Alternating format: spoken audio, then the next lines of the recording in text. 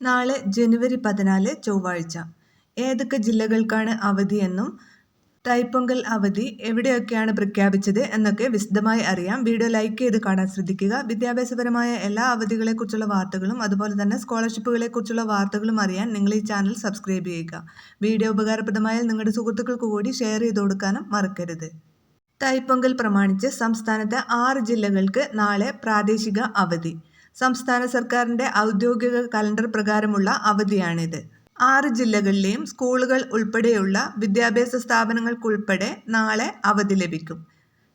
നാളെ അവധി പ്രഖ്യാപിച്ചിട്ടുള്ള ജില്ലകൾ തിരുവനന്തപുരം, കൊല്ലം, പത്തനംതിട്ട, ഇടുക്കി, പാലക്കാട്, വയനാട് എന്നീ ജില്ലകളിലാണ് അവധി ബാധകമായിട്ടുള്ളത്. നേരത്തെ തന്നെ സർക്കാർ വിജ്ഞാപനം ചെയ്ത് ഔദ്യോഗിക കലണ്ടറിൽ ഉൾപ്പെടുത്തിയ അവധിയാണ് ഈ ദിവസത്തേത്. തമിഴ്നാടുമായി അതിർത്തി പങ്കിടുന്ന ജില്ലകൾക്കാണ് അവധി. ശബരിമല മകരവിളക്കും അതുപോലെ ശ്രീ പത്മനാഭസ്വാമി ക്ഷേത്രത്തിലെ മകരശീവേലി എന്നിവയും നാളെയാണ്.